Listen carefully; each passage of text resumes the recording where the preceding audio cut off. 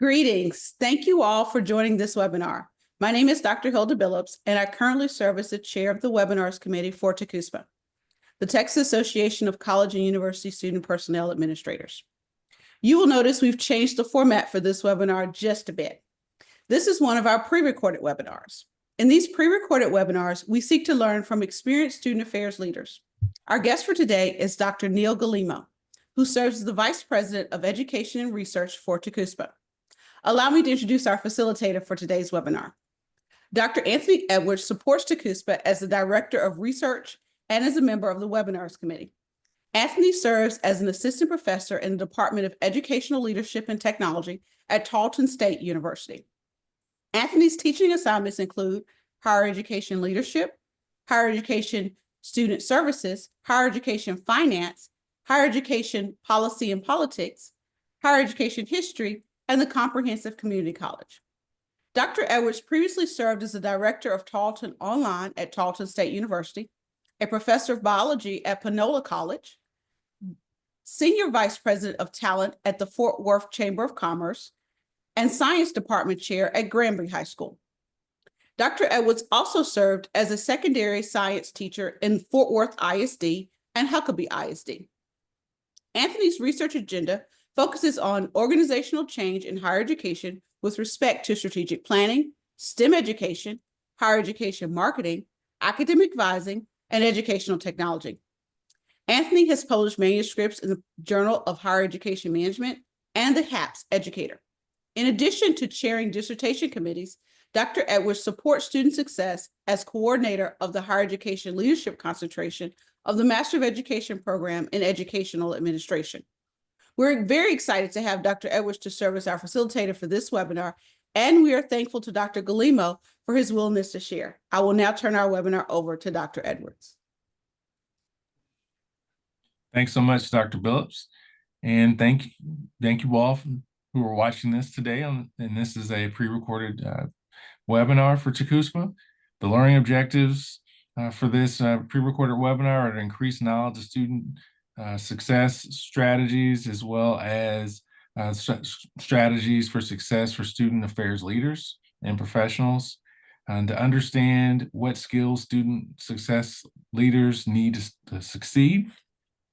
So allow me to introduce Dr. Golemo.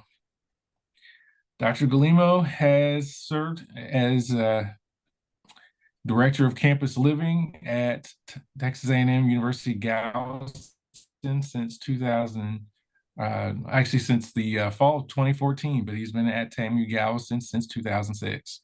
And in this role, he manages student conduct, housing, academic misconduct, as well as conferences and camps. And during his time there, he's seen his professional staff grow from just one master's level and live-on professional to 5 master's level professionals, with 3 that are living on campus. And the campus Living and Learning student staff program has grown from assistants to over 20 community leaders, as well as 10 company commanders. And the campus communities expanded from 3 residence halls and 600 beds to 7 residence halls with over 1,600 beds. Dr. Golemo has been involved in various committees like the Residence Hall Recommendation Steering Committee. He also assists with the A&M Galveston Honors Curriculum. Programs like Halloween Howl, Gig 'em Week, Campus Preview, they've all grown during his time there at A&M Galveston.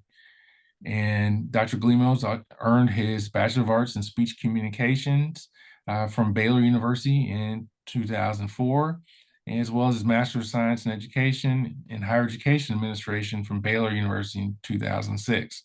And then he received his PhD in Higher Education from Texas A&M University in 2023. Dr. Golemo's recognitions include the 2018 CEO's Meritorious Service Award, and his team received the 2018 President's Award for Meritorious Service. And he also received the William Paul Rickey Award for Meritorious Service in 2024. So thank you for joining us today, Dr. Neil Golemo. Happy to be here. All right, so let's start with a few questions. So Dr. Golemo, what inspired you to work in student affairs? So I think my origin story it probably rhymes with a bunch of others, but um, I went off to school. Everybody has, a school they swore they wouldn't go to. I started mine, and then I transferred to Baylor. And honestly, I am the middle child of like I don't know. I have four aunts, and they all went forth and multiplied. So there's like 48 cousins, and I'm like perfectly in the middle. And we just all grew up together. And I think when I went off and left my small little town that I couldn't get out of fast enough, uh, I just really missed being a big brother. And I miss bossing people around maybe, or just knowing a little bit more and just lording that over. And so um, I found myself really drawn to being RA, or they're called community leaders. And I really leaned into it, and it was fun. It was great. And after doing that for a few years, I had a mentor pull me aside and said, you ever consider doing this for a living? And I said, you could do this for a living? And he was like, yeah, what do you think I'm doing? I'm like, oh, that's a really good point. So I hung around, and I don't know, I basically have just been kind of failing up ever since. And uh, I just sometimes life chooses you. Well, I think that's interesting. You talked about failing up. So that kind of leads us well into our next question. But what's your leadership style and how has it guided you? Oh yeah. So Um, I think of everything that I do in my day-to-day job, I think the single most important thing I can do is hire well. And that isn't just, that's more, so much more than just, choosing out of a pool, like you have to work really, really hard to lift your profile and make it so that when you advertise for a position, you get one. People look at it and click on it, especially if you're at a branch campus of Texas A&M. And so um, I think just kind of start off with my philosophy. It's like, you need to hire well, and you need to support and serve those folks. If you are getting good people that are hungry and have good hearts and work, have a sense of urgency, like they want to do something, then the rest of the game is just basically, being a guardrail from time to time, maybe prodding a little bit here and there, definitely pointing out the things they're doing great, and working on the things that they can do better. I mean, that's just life. And so uh yeah, I would say like the biggest part of my um philosophy with that is just hire really, really good people. Like that, it's easy to lead people when you have really good people to lead. So yeah. Well, I appreciate your modesty, but I think it is a hallmark of a good leader that you recognize that building strong teams is important. Because I think some people think it's about them, and I think you realize that being a leader is about really helping the people who work with you so they can be successful because you're Well, I successful when they mean, if being great was enough, I mean, I'd be great, like that's no, I mean, it doesn't really matter. At the end of the day, you're only as good as the people who are doing the work. And so you can, what's the phrase? You can lead a freshman water, but you can't make them think, right? Like you gotta be able to have the people who are going to do the right things even when you're not in the room. And Mhm. yeah, can't be over. So it's maybe been a few years since you were in a new role, but when you're bringing on new people and you're getting into new roles, what advice do you give them for their first 3 months to be successful? Yeah. So the first thing I would say is, give yourself a minute to learn how the phones work. Uh, do not feel like you need to jump straight into action. Um, I'd say, also learn the lay of the land is just really, really important. You never really know. Like I fired a guy who had they fired, and I recommend that for anybody. Like definitely take a job where they fired the last guy, because then it's so easy to make people happy and meet expectations. But yeah, I would say that give yourself some time to learn the lay of the land, learn the language.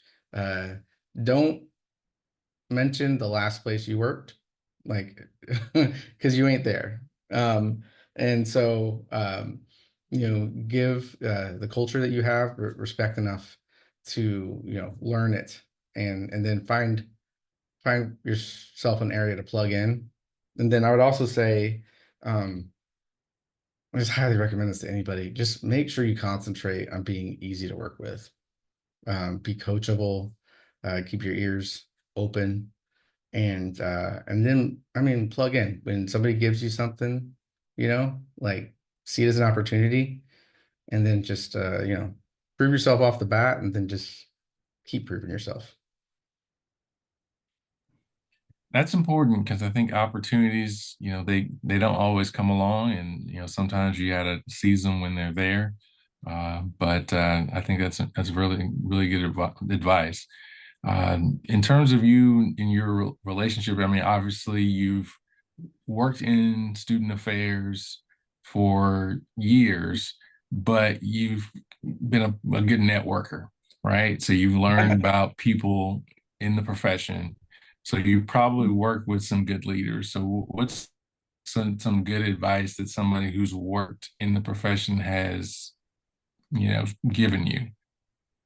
So I've got a few, but I'll tell you the one that has really, I think, uh, I don't think I realized how much of an impact it made on me until really recently. But my current supervisor, Dr. Todd Sutherland, is a wonderful human being and has been so good to me in so many ways. But uh, I saw him, he got tagged to do this leadership talk, and I went, and I'm like, we're known for 18 years, 19, oh gosh, 20 years now, almost. And I'm like, what more can I learn from him? And he talked about doing the hard thing first. Like do the hard thing first. And like, when you're looking at what you're trying to do with your day and with your life, like look what the hard things are, and do them, make the hard call first. And like you're taking care of future Neil when you take care of your business now. And I really, really, really like that. I think another piece of advice I got that I think about a lot is from it was from Dr. Frank Shushock. Um, and he's current president of Roanoke College, but he was my director of housing when I started off as a CL. And um, I had him as a mentor, and he told me once that outside of my relationship with my family, like my immediate family, the most important relationship I was going to have in my life was with my direct supervisor. Mm. And as a college student, you don't get it, but I still kind of stuck with me. And and that stuck with me when I was lucky enough to have opportunities when I was choosing jobs. I had different options, and I chose Dr. Sutherland because, uh, when I asked, I'll never forget, I asked him what sucks about working here, and he went off for like 5 minutes. And I remember thinking, well, like if he's hiding anything, he's doing a really bad job. Um, and I could work with that. Like, I'm not afraid of a mess. I'm not afraid of doing a hard thing. It's just about as long as you know what you're getting into. And so yeah, I think those are probably the two biggest pieces of advice I would give, especially to a young professional. Well, I think doing the hard thing first, I think is really important because it just changes your perspective because then everything else is a little bit better. Yeah. And then, picking your supervisors carefully. I mean, there's that whole, meme out there about, people don't, leave bad jobs, they leave bad bosses. And so, that can make or break your development, as a leader. So I think that is really important. Um, so obviously right now, there's a lot of I think we're in a period of change in higher ed right now. Yeah. And so, and from your vantage point, how do you see student affairs changing, it's in the future as we go forward? So, it's kind of a soapbox that I have a little bit, but higher education um, has always relied so much on prestige. Um, like it's prestige. We get by, like we get to do this one thing. We get to charge what we charge. We get to make people come and live on our campuses, and they have to do things the way we want them. And it all comes from this ethos of like, well, you gotta trust us, like, because look at us, we just know what we're doing. We've always known what we're doing. And I think that's something we've kind of taken for granted, because when you really look at it, like prestige is there's a very fine difference between it being like the silk robe and the robe that the emperor's not wearing. And I think we've just kind of taken that for granted. So when it comes to student affairs, I think student affairs has kind of been like the back end of that, where like I think sometimes we've always accepted that we're just going to have to justify our reason for existing. And but when you really think about it, student affairs does a lot of the things that college is supposed to be, that is possible because of the work that we do. And um, I think that hopefully student affairs will begin to, or will continue to grow through things like the curricular approach. I'm a really big fan of the curricular approach put on.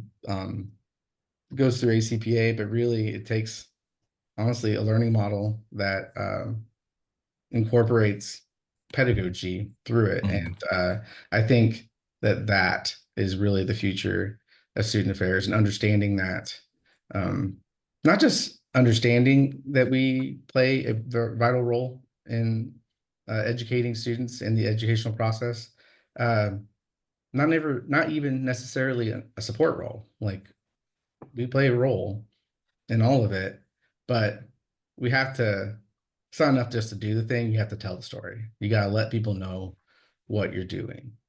And I'd like for us to kind of build our own prestige, but also never to have to rely on it. And I think that student affairs more and more, I think we're going to talk about it here in a second, but using things like data and assessment, which is just receipts, like showing that use data to make your decisions.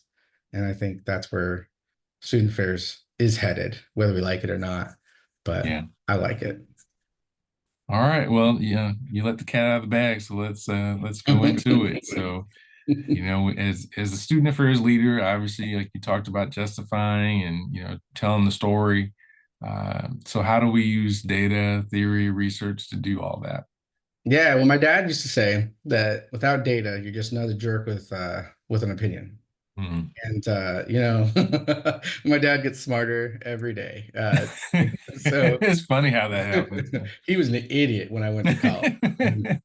And then slowly but surely, he's gotten smarter and smarter. And so, um, yeah, like it just makes sense. Really, like why we, it's we complain about being thought of as the pizza party people, right? But then, what do we do to show that there is more to it than the pizza party? And I think things like the curricular approach is really, really, really, really helpful. But I think that just the fact of like curricularizing what we do and using data to make decisions. Like I am currently 5 years into a 3-year appointment on our accreditation committee here at the university, and that has done so much to change how I see assessment. And I think we look at it as like a report card, when really, if you're setting good targets and you are measuring them well, like really, if you are setting good targets actual stretch targets, then you should be hitting 50% and missing 50%. And besides, it's so much easier to write about a failure than it is about a success. And so, you can do stuff with a failure. Like you can change things up. You can tweak things with a failure if you're willing to admit that you were less than perfect. And that's what excellence is, honestly. Well, and that takes a lot of courage. I think you just want to set these learning outcomes, or whatever outcomes you're using, in the sense that I'm going to hit all of them. Because that makes sometimes we think that makes us look good if we hit all of our targets, and sometimes that means we're not bold enough, right? Or we're not going as far as we need to go. So Yeah, break stuff. Like I'm telling my staff that we talk a lot about how like I don't really care about being right. I care about getting it right. And that's a process. Also, at some point, we complain at our very most basic complaint about student affairs in higher education. It's like, these students don't want to leave. They don't want to try something new. Um, they're afraid to fail. They don't, and honestly, like how hypocritical is it of us to say, no, use failure as a teacher when we are allergic to it and we're not willing to try a new thing, or to push our own boundaries or talk about like, oh man, this was good, but nowhere near where it's going to be. And right. that growth mindset is everything, but Mm. it's tough sometimes because we work so hard on this thing. We want it to be perfect. Right. Life ain't that. No, it isn't. But in terms of assessment, I think some people struggle because they don't necessarily know how to take, the pizza party and turn that into an outcome, right? So like, so in your Yeah. mind, or like, let's say you're doing residential life, like when you talk about curricular approach or you talk about assessment, for some people, that's is going, over the heads, right? And so like, if you were to sort of operationalize, something that is, a big part of your work in student affairs, what does that look like as an outcome? So, are we just pizza parties or? Whatever I just threw that out, but it could be whatever, just Well, I think, I will say we use the curricular approach. I was trained in a way before the curricular approach was the curricular approach to start, really start with like beginning with the end in mind, right? And what is our goal for this pizza party? Like, it's not just to feed them, and it's not just to blow the rest of uh, my programming budget, right? Like it is, or at least it shouldn't be. Um, it's getting students out. Students will be able to name more than one person. And uh, that's huge, and that's enough. Like, I mean, but one thing I love about this campus is that we're small and specialized, and these students come in with something in common, and they all have a plan. And it's really hard to walk across campus without somebody knowing your name, mm, and that's huge, and that's enough. So I say always, always, always, like have the plan, like know what it is that you're going to do. Give yourself that credit. Take yourself seriously enough to know that there is an art to tricking a freshman to get out of their room. mhm, People are scary, but they're great too. Like people are the cause of and solution to almost all of my problems in my life. And right.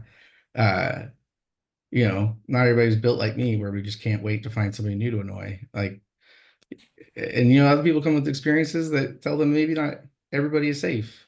And so Mm. getting them to a place where they can interact and see themselves and because man can't live on bread alone, right? And like engineering homework is going to get old. And if all you're doing is math all day, And I mean, or technical writing or biology. Like if all you're doing is that, then it's going to be tough to get through the hard times. Correct. And I have a PhD program where there are 3 people who I could rely on from my cohort. I could rely on to always know where I was at, give me a pep talk, and tell me that I'm not as stupid as I think I am, and that I'm here for a reason, and that I will figure it out. It's just a matter of how. So get to work. And Right. uh, people need community. And also in what we do, like it is so big to notice who isn't at a thing.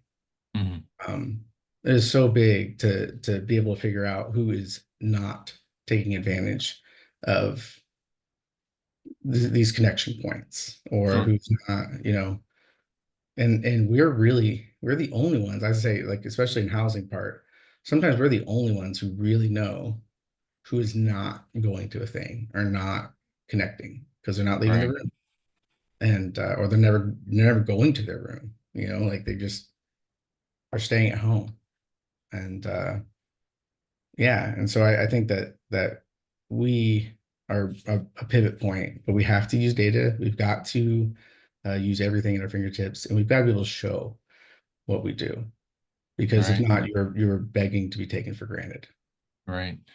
Yeah. And, I spend a lot of time looking at theories and things like that. And I think, even just as simple as, you know, Tento and student departure, students that have more social integration tend to be less likely to depart, right? To leave campus, right? So, I mean, Right. if you're having these events and, the more people who are attending these events, the less likely they are to not feel connected and less likely to leave, and, or, if they're participating in student organizations, they're learning communication, teamwork, and all these other skills that employers say they want.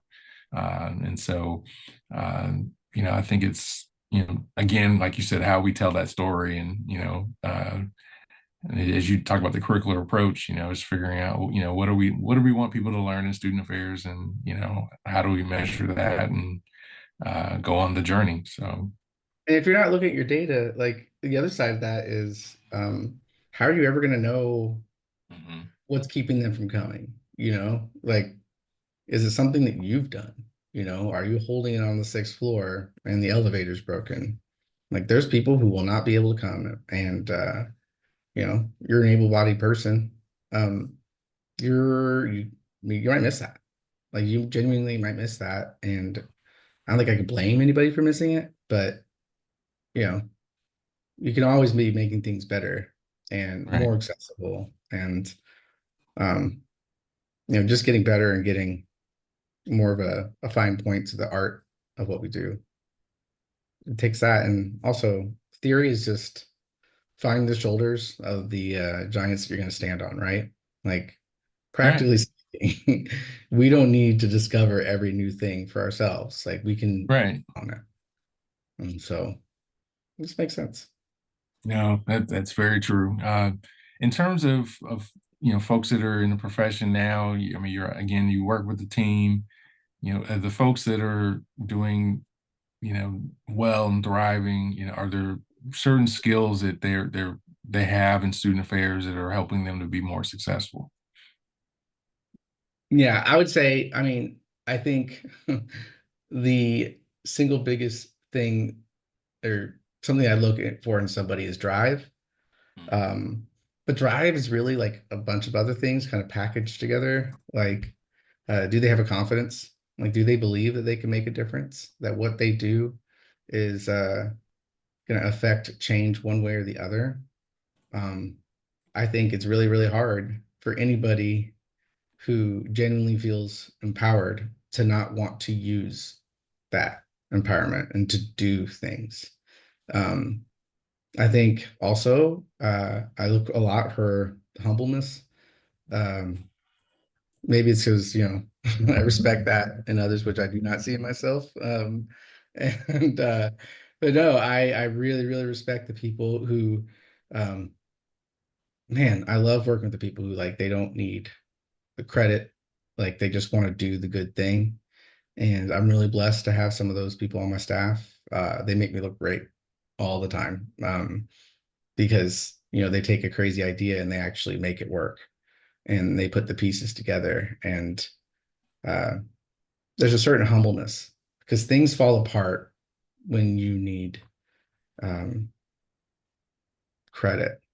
Like, but if you have a Mm, belief that credit will come, then you know, I think that's really big. Like, but it's a subtlety. Um, and I think the biggest part of that is understanding that it's not so much that you don't need credit, it's that you understand that you're a part of it, mhm, and that success itself, like knowing that you did the thing well, like that internal knowing is just so huge. And when I see that in others, like I know it resonates with me, but I don't think there's a coincidence there that the folks who believe they can do the thing and they know who they are and that what they do is going to matter. Like they're the ones who usually are out there trying to do the thing. And yeah, yeah, especially being humble, man. Like you got to know that you're not perfect. And the second you realize that you're not perfect and that uh, we're all just trying to figure it out and faking it until we making it, I think it just loosens you up, and it lets you take the hits because you're gonna mess up. So you can just skip right ahead to using it to get better. mm. Yeah, I know. I years ago, I used to work for Enterprise Rent a Car, and they're always like, "Hey, hire for attitude, train for skill." And yeah, I was one of those guys that worked for Enterprise. So, but yeah, it's like like you said, it's like a lot of the other things you can teach, but it's really hard to teach humility or believing that you impact the outcome. So, Mhm. Yeah. but so you got to learn something new about me today. There you go. There you go. So, Emerald Club over here. So all right. So, in terms of your team, obviously, you don't necessarily have, an unlimited budget to be able to, do stuff for your team. But what are some levers that you can, push in order to help motivate your team members and keep them engaged? well, I think the first thing starts with like investing in them. I mean, we talk about when we talk about resources, we always talk about money. Like that's the first thing that comes to mind. Or travel funds, right? But honestly, like the most precious resource we have, truly, and I know it's cliche, but it is honestly a fact, is time. And for me, somebody who uh I'm pretty proudly neurospicy, neurodivergent. And for me, like attention is something that really being able to like stop, I put my phone over to the side, I get out from behind my desk and I'll sit and talk to you. Um, like it took me a long time to realize that how much that mattered to other people. Uh, maybe that's the back end of the humbleness. Well, I don't know why anybody like me paying attention to you matters, but it's clear that it can. And so I would say, starting off with, I mean, none of us really do this for the money. I mean, if we did, like we'd get more, I guess. I don't know. Um, so kind of knowing and understanding and taking the time to understand like why somebody does what they do, and what they really want out. I think that is you have to pay them. It's not just the law, like you have to pay them and they have to make ends meet. But my attitude's always been um, you know, pay them enough that they don't have to worry about other things and that they can put their focus where it needs to be. And the rest really is about, I think if people are growing, um, it's hard to not be happy in the end. If you're growing and you feel like you're growing and you know that you're cared for and you feel safe, the rest, that's really what you need to be able to thrive, I think. I don't know. Yes, I couldn't agree uh, more. I mean, I think people, again, just like you chose your supervisor, people are choosing, people who invest in them. So I think that makes a lot of sense. Um, Obviously you're a, famous podcaster and all these things, but are there some books and podcasts that you've listened to that help inform your leadership style? So I will tell you, I think the gold standard of all podcasts, and I'll tell anybody this, is Radio Lab. I think Radio Lab is so cool. Not only is it like, is it their whole thesis is that they put so much time into the sound design, which is something that's easy to take for granted, but it's so eclectic and it's so, you know, like it rewards curiosity and it treats the little things as magical. And when you can really celebrate like the fact that you wrote like a great email to a student, when you can really celebrate that, I took this form that we've been using, and it was a triplicate form, right, with carbon copy, and I put it online, and I put it in a way that like it feeds into our system, and like we'll never lose it, and you never get um, lost, and it can be replicated. Like when you can get really excited about that kind of thing, um, that's great. That's huge. Like that's Mhm. huge. And so yeah, I think of Radio Lab a lot because it's just all about Mhm. curiosity. And also like it always has like they always draw things a nice little bow at the end.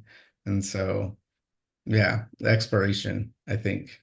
Um, yeah, so I don't know, that's the first one to come out. And then obviously student affairs now, obviously, is great. And honestly, I do love I was a fan before I was part of the family, but it's really, really cool because the thing I like about it is you get to see so many of the facets that are student affairs and you get to meet, yeah, I mean via the recording, like you get to hear about things and hear perspectives on things and hear how people have solved problems that you didn't even know existed.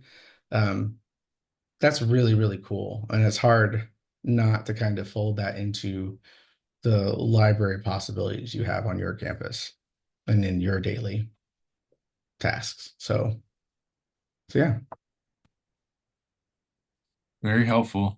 I think sometimes it is important to look outside of your profession. Sometimes I think it's easy to say, well, let's just only listen to higher ed podcasts, but a lot of times these outside, things can help you look at things in a different way. So I think Yeah. that's important.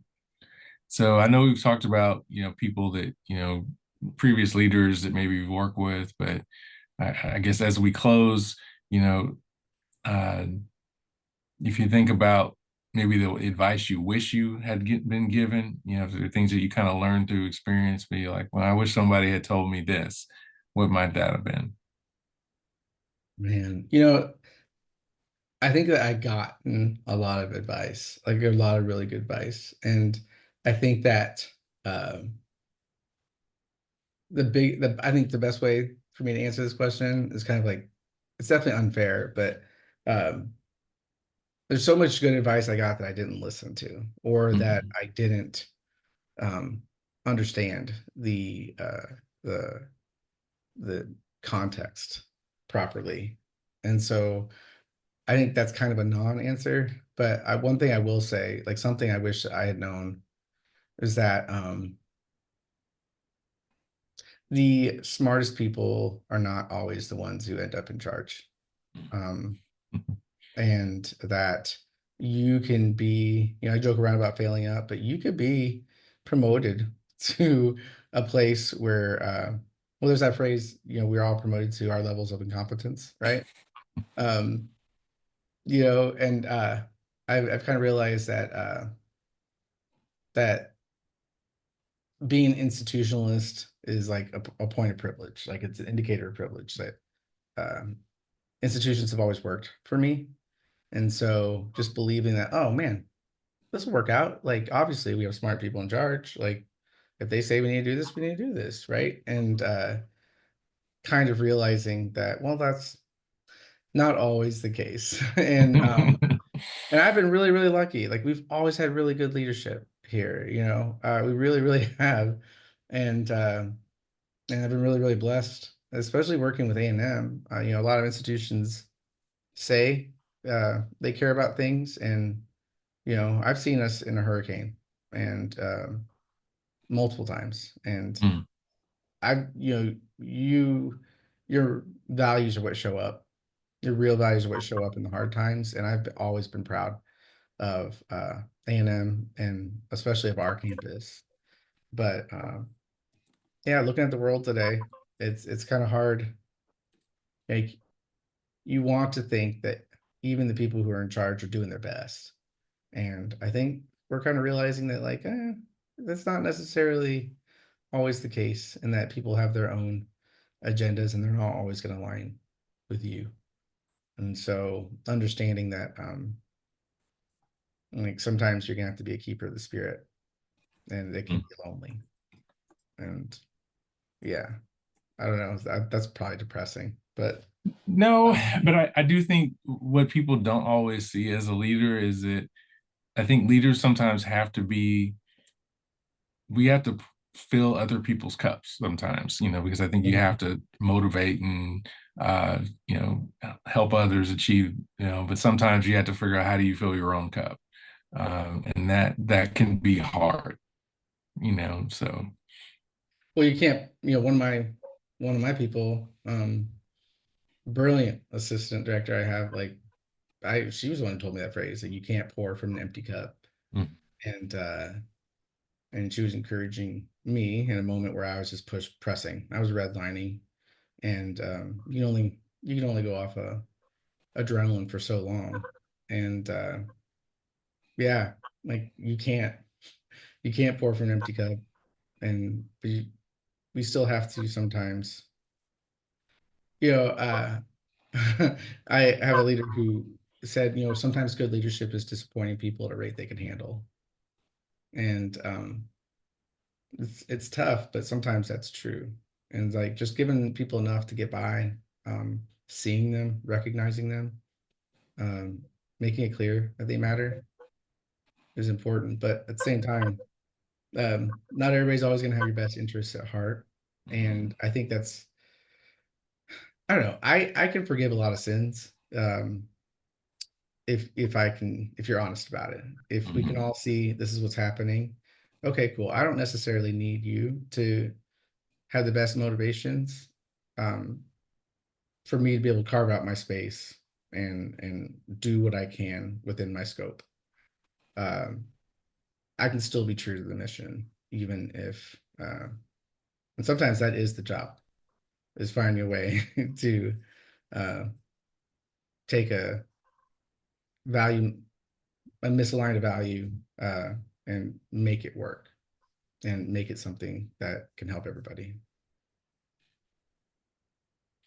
Well, I appreciate it as being honest and frank about what leadership is, and you know, the good, the bad, and the ugly. But you know, it is all a part of it, and I think it's important to understand that. So I took a lot away from today. I mean, some of the things I got were do the hard thing first. You know, don't always focus on the last place you work. Be present where you are now.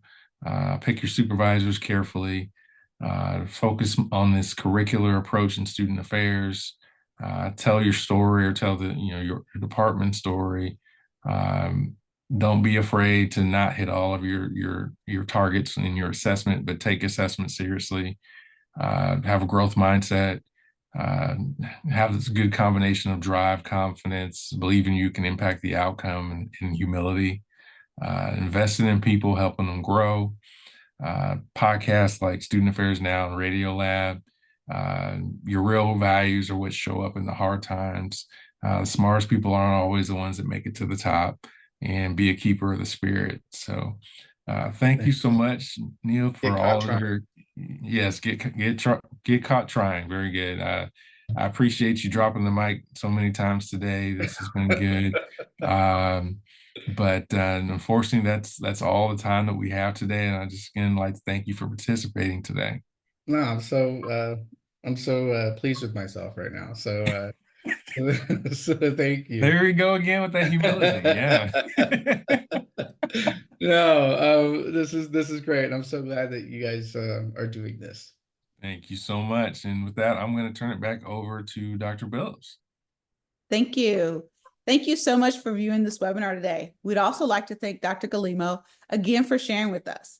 Please check our YouTube channel for more webinars like this one. We also post the recordings of our Webinar Wednesday presentations to this channel. If you missed one this year, we invite you to watch the recording. If you're interested in presenting, serving as a panelist for a future Webinar Wednesday, or participating in a pre-recorded webinar, please consider completing the proposal form. The link will be included in the description for this video. Finally, the TACUSPA membership year runs from January to December. If you are viewing this and you're not yet a member of TACUSPA, we encourage you to join us. Thank you, and we hope you have a great day. Well, we just got a note again, Dr. Billups. We got to talk about our podcast. So I'm going to actually ask Dr. Golemo to help us with that if he doesn't mind. Yeah, well, I definitely want to plug my podcast for sure. It's Here's the Story. You can find it at studentaffairsnow.com/here's the story, and honestly anywhere, YouTube and whatnot. And then because everybody loves a good podcast, there's just not enough out there. Like I know that we're working on developing these, right? Correct. And so make sure you check these out. Yeah. Don't forget to like and subscribe, as they say. Yes, you do. But also, depending on when you're watching this, either our call for proposals is up or our registration for our conference is up. So make sure that you take advantage of those opportunities if you haven't done so already. But all right, I'll kick it back to Dr. Billups. Thank you so much. Have a great one.